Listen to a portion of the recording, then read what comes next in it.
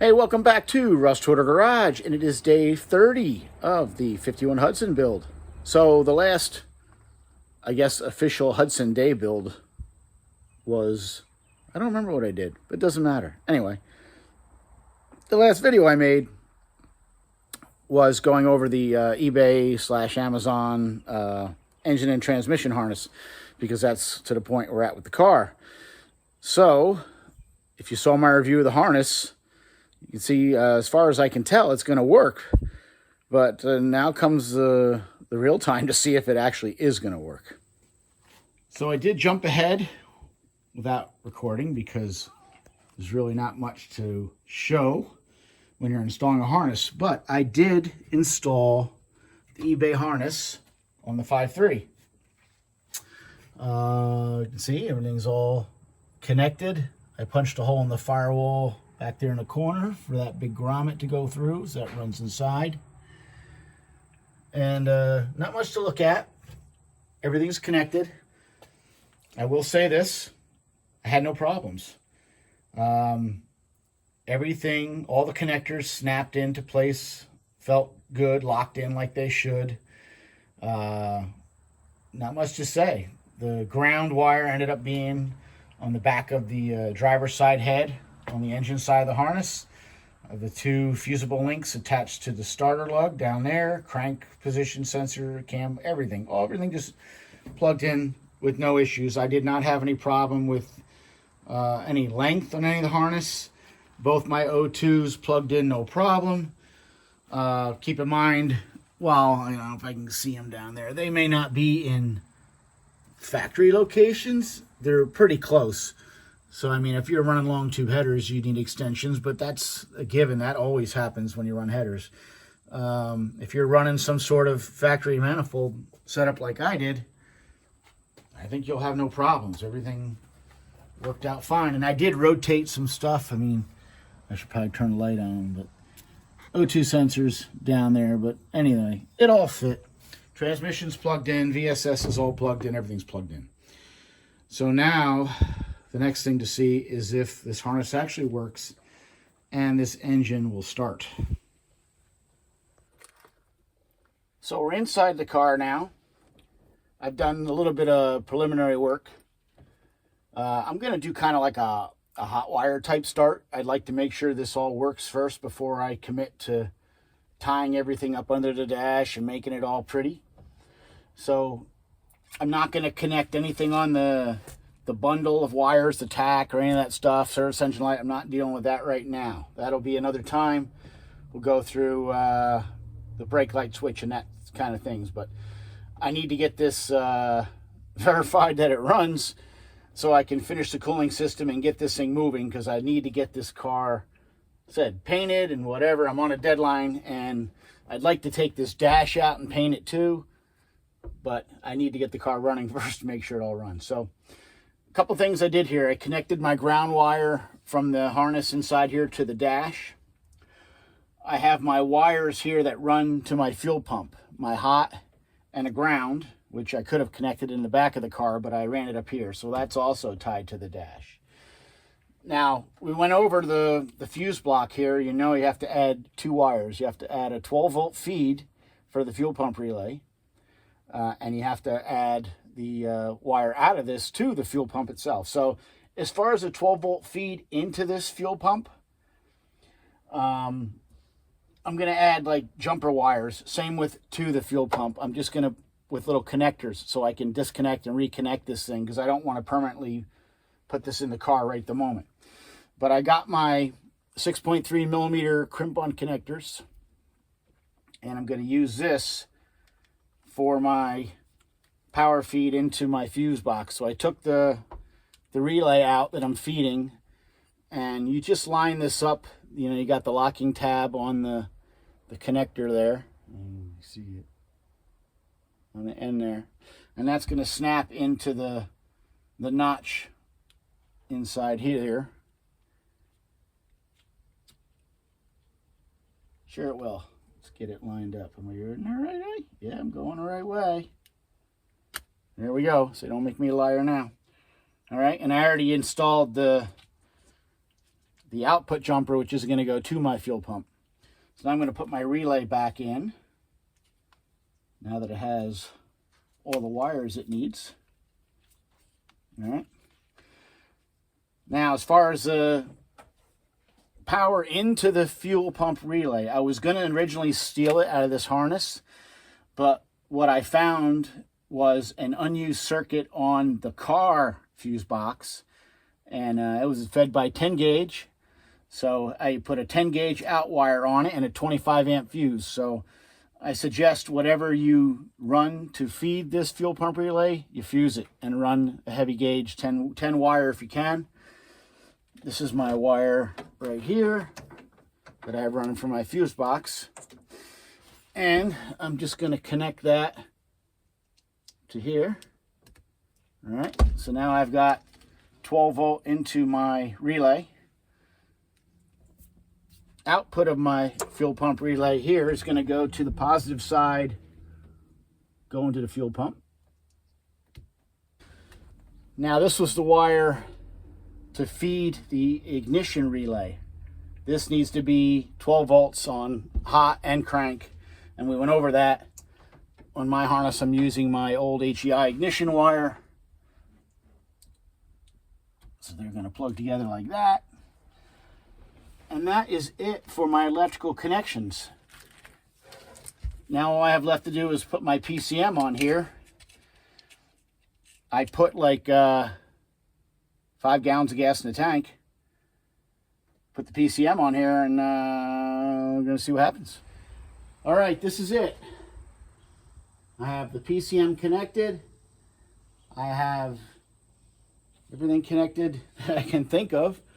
I have the battery connected. First thing I'm going to do is just turn the key on, make sure the fuel pump relay works, make sure I hear the fuel pump cycle. I put like 5 gallons of gas in the car, and make sure this thing actually primes up the system and doesn't blow fuel everywhere before I try to crank it. All right, here we go. Let's see what happens.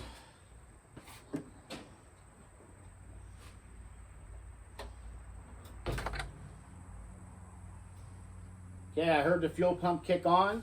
It did go. Now I got to see if let it run long enough to charge the system.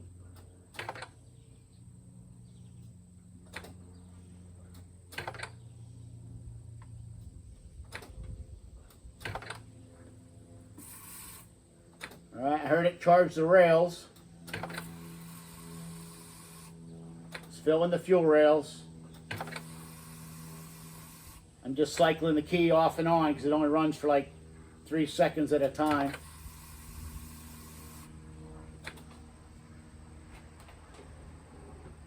Just get a look here, make sure we're not leaking anything. So far so good. I can hear it filling up the fuel rails. I gotta look under the car too and make sure it's not leaking.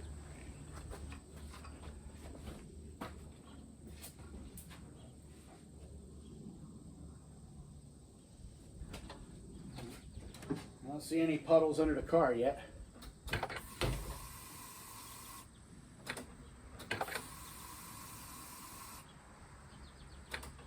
All right, I'm going to crank it, see what happens. Fingers crossed.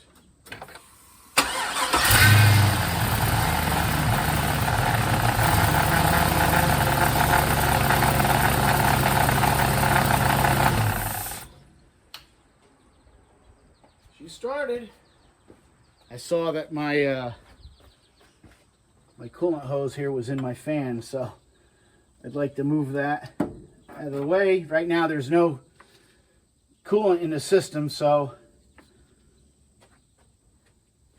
that's next things to deal with. But hey, I'm happy. That excuse my non-screaming and yelling and but I'm glad it started. It should have started. Everything bugged out wire-wise that it should. Now I'm going to see what the throttle, if the throttle is working. I could hear it resetting when I turn the key off and on.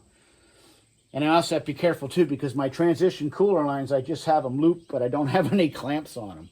So I don't want to blow fluid all over the place. So let me start it back up, see if the throttle works. started. Pretty good.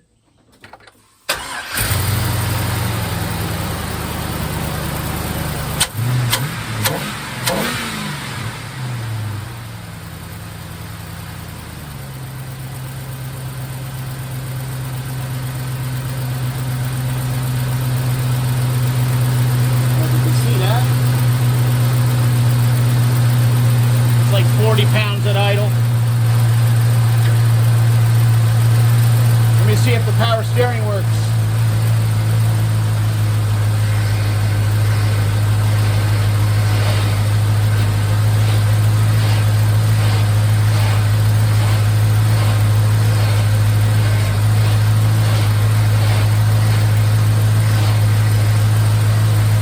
Yep, power steering works good.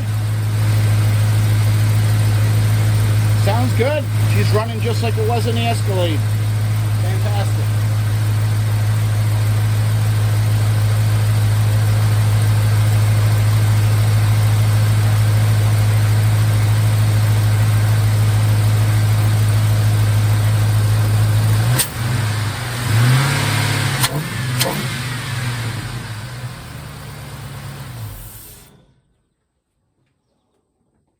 And I just realized that I'm running it with no MAF sensor, so that's strictly running on the tables. I didn't even have the MAF sensor hooked up.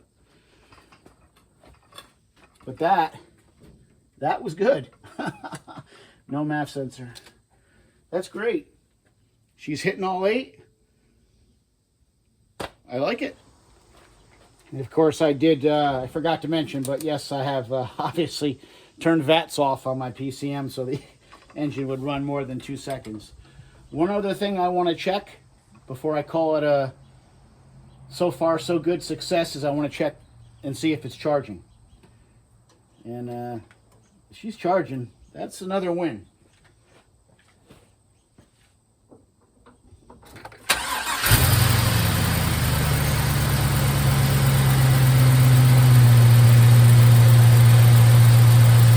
Yep.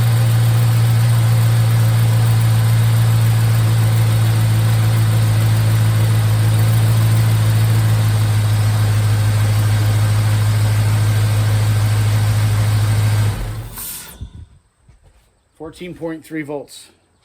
So that's goodness. This clutch fan seems a little weak. I would expect more spinning out of that, but maybe it's got to get a certain temperature before it starts actually spinning faster. It's got that little thermal, you know, sensor there on the end. So good. 14.3 volts. So charging system's working. No problem there. I don't want to run it too long because I've got the I have no coolant in it. So that is great. That at least lets me know that my wiring is good. So when it comes time to tidy everything up under the dash, it should still work. All right. Well, I think this is going to be a pretty short video for day 30. It's actually kind of a day 29. I did video things, but I didn't. Well, I didn't video things. I shouldn't say that. I worked on the car day 29, but that was repairing the floor. Day 29 that I did not make any videos. Basically, just patched up all the floor, seam sealed everything. I made it so that that center section of floor is not coming back out again. I'm not gonna ever remove it that I can see. So I seam sealed and welded up all the holes for the original brake pedal, gas pedal, dimmer switch. I had to raise up the tunnel a little bit to fit the 60E, so I welded a strip down the middle and sealed that up. You know, basically just patched it up. It'll be fine, and then I'll probably put it with bed liner again or something. But I want to take this dash out and paint it, but it's probably not getting done right this minute. But that's part of the reason why I hot wired it rather than tie everything up, because I want to paint that dash. I can't leave it like that. But anyway, I must say I'm happy with this eBay harness so far. I mean, the last things will be to check will be if the transmission shifts okay, and To tell you the truth, I never got to drive that Escalade. I was told it shifted okay, but I bugged out all of the wires to the transmission and they all went where they were supposed to go. So I don't see why it would have a problem. I've got to bleed the brakes on this thing before I can actually make it move forward and backward. But before I do that, I want to put a radiator in this and finish up the cooling system. I'm not sure if I'm going to go with the original radiator. I mean, the original radiator looks good. So I don't see why I need to replace it with an aluminum radiator. But yeah. Not sure what else to say. All I can say is that this particular eBay harness worked out great. So in the future, I'm going to do it again. I mean, it worked out nice. Now, it may not be as smooth with the Turbo Buick because I need a red and a blue harness for that. And those seem to be the ones that have all the problems. So that'll see what happens when I get into that. But last things to do here, as far as harness goes, are the MAF sensor and the IAT connection. Make sure those are reading right. But again, I bugged them out and they worked.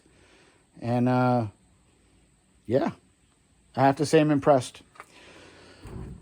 All right, well, thanks for watching. This will be a quick video. I'm glad she's running. I'm still recovering from being sick, so I'm kind of worn out, so I'll kill it here. But thanks for watching, and we come back, we'll keep this moving forward.